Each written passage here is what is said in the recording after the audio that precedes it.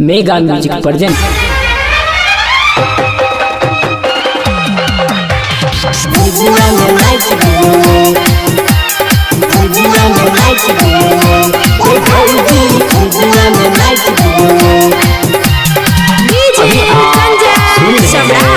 Mega music के माध्यम से म्यूजिक बाय डीजे राम जतन। झिझिया में नचियो ये भौजी, झिझिया में नाच दियो ये, झिझिया में नाच दियो ये भौजी, झिझिया में नाच दियो ये भौजी, ये भौजी, ये भौजी।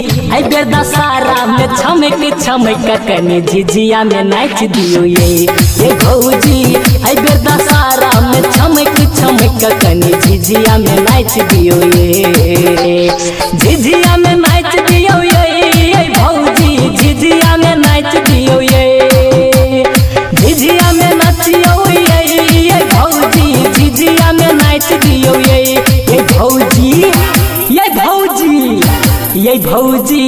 आई बेर दशहरा में छमक छमक कनी झिझिया में नाच दियो ये भौजी। आई बेर दशहरा में छमक छमक कनी झिझिया में नाच दियो ये।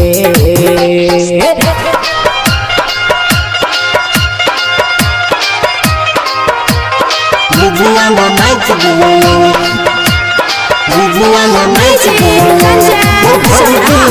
डीजे राम जतन, जनकपुर धाम, ओढ़ी, नेपाल। चकमक झिझिया करे छे, सिली लीली दिया जलै छे। हे चकमक चकमक झिझिया करे छे, सिली लीली दिया जलै छे। रात में राम झम नीक लगै छे, रात में राम झम नीक लगै छे। कनी झिझिया में नाच दियो ये, झिझिया में नाच दियो ये भौजी, ये भौजी, ये भौजी।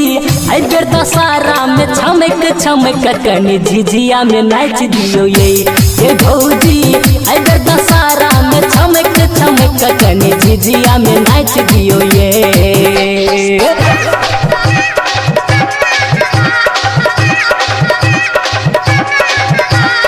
झिझिया में नाच दियो ये, झिझिया में नाच दियो ये, झिझिया में नाच दियो ये।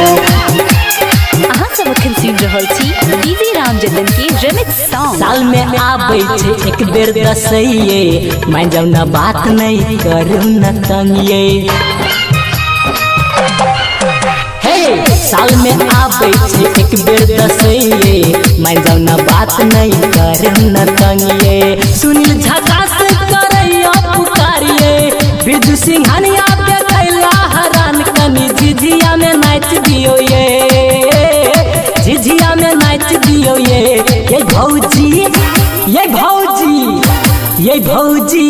आई बेर दशहरा में छमक छमक कनी झिझिया में नाच दियो ये भौजी। आई बेर दशहरा में छमक छमक कनी झिझिया में नाच दियो ये। Presented by mega.